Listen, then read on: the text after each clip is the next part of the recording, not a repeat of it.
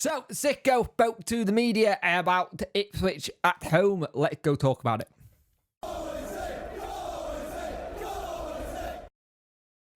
Hello and welcome to the video. If you could like, share and subscribe to the channel, I'd much appreciate it. Like the video, share to get it in front of people's faces, and subscribe to let me know you like the video. I really messed that up. And also, hit that notification bell to let you know when videos go live. Let's get into this and hopefully I get a bit more better on it. So, Xisco got asked about the break. The break was important for us. It was a chance to train and give what we want. Unlike the next few weeks, we have more games. The most important thing now is to focus on what's next in the game in front of our fans.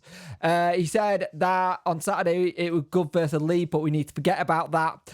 Go full power for the next game. For sure, it's a difficult one. We need to continue with the clean sheet and show what we showed against Leeds. We were aggressive, and without the ball, we need to do this. It's important that we go full power and have the high press and make chances. It's interesting how he's using the same kind of thing Darren Moore used to do. Next game, it's a completely different game. We don't really need to think about it. It was good, but we have to do it. He said about getting the first win. For us, it's important to win, especially in front of our fans. This is a perfect plan. We have 2 chances, Ipswich and Middlesbrough, and we'll give 100% in our... We'll follow us and give us everything. He spoke about Momo Diaby. He said... if we have luck and he recovered, maybe he can come back into squad. They're trying to get him recovered as fast as possible, but right now he's out. But they'll see what happens in the next few weeks, which is interesting because he wasn't in the 20-man squad. So it's interesting, that one. On the free squad, he said about free agents, said if this works, we can do it or maybe not. We are working, trying to find a striker. If we find one, okay. If not, we'll continue working with the squad. It's important to see how long Momo is out for, though.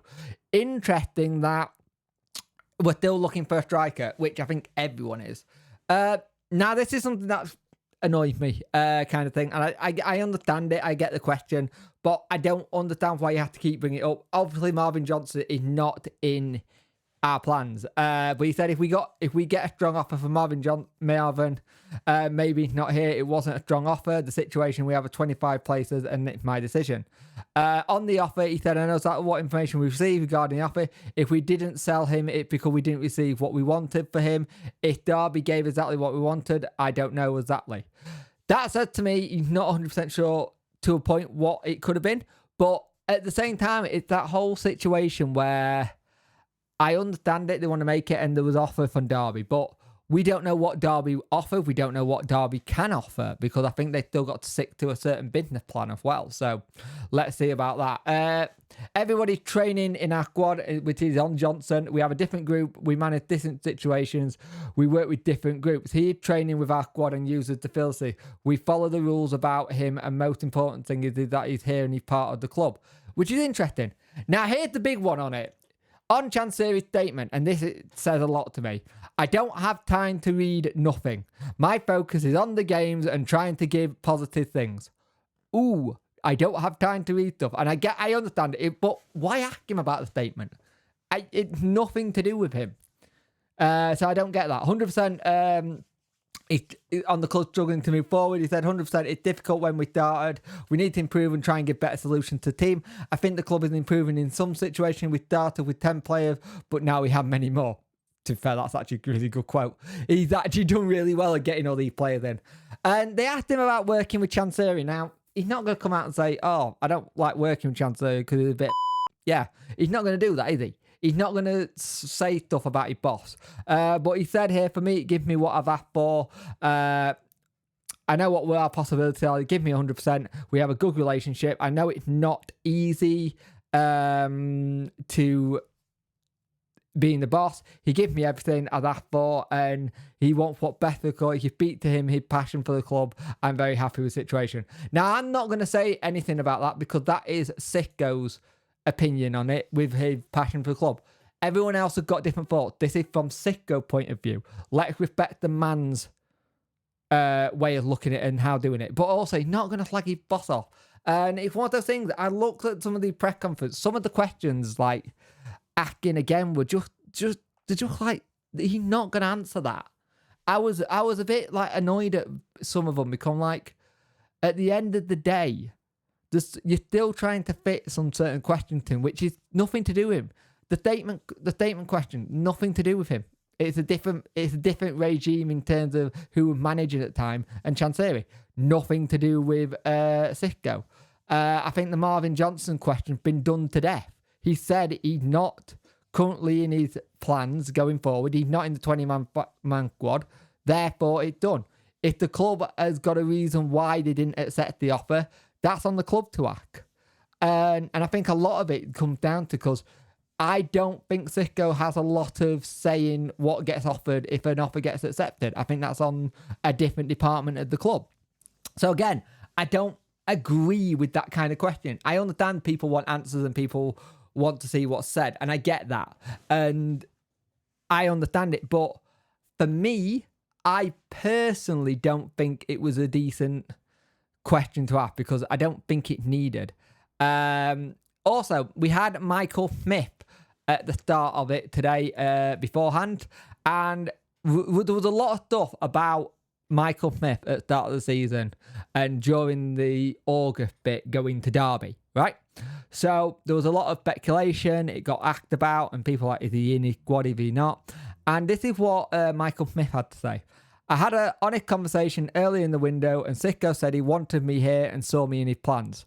That shut down anything, especially in my head, to suggest I'd be moving on.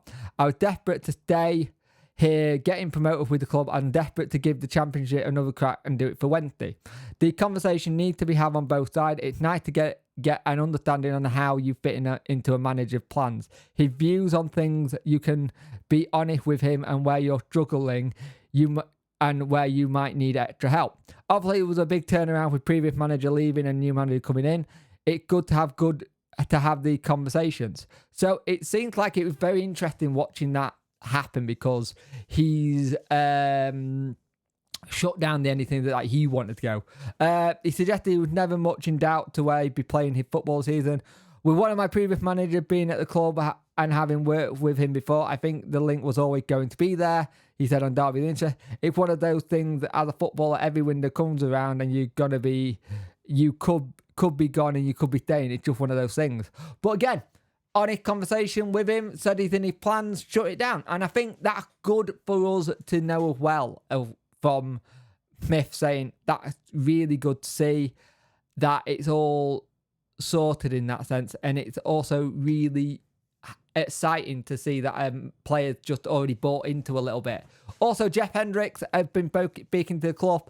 He said it's been a couple of days, all deal completed for me. It's a great decision. He told the club, talking to the manager and hear about his philosophies and the way he wants to play, really exciting. He knows the game well, and I feel it was something I wanted to join. It was a long drawn out for me. Ideally, it would have been nice to get it done a couple of days before or earlier that day, so that I could have been in the squad for Leeds. Obviously, that wasn't to be. The lads went out and got a great point against Leeds. Now it's time for me to get going with the lads, to get trained and put myself in a place to contention for a place. He said the atmosphere at Hilford is always brilliant. It's always a tough place to come, opposite the teams. And he also said, I know a couple of lads from playing against them over the years. I have friends who know the lads as well. It's been grand. They've been very welcoming. The first thing I had to do was get in a circle and sing a song for them, so any pressure. I got through. I got it thrown on me. The manager took me right into the circle and said, X Factor time. I could have crumbled on the spot, but Jad had to sing something to entertain the lads. I love that. So yeah, that's been a bit of the media day today. You got a bit of the Xisco stuff. You got Michael Smith, and you got Hendricks also saying his bit on the website. But I thought it was a good press conference. Xisco looked a bit more chilled and relaxed today as well. Had a bit of a joke with some of the journalists, which was good.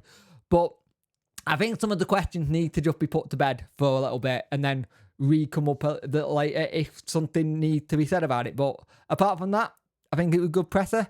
And we move on and we see how we get on against Ipswich. Very, very tough game. Preview will be tomorrow, and there'll be a live stream roundup tomorrow as well around 7 p.m. So thank you for watching, and I will see you in the next one.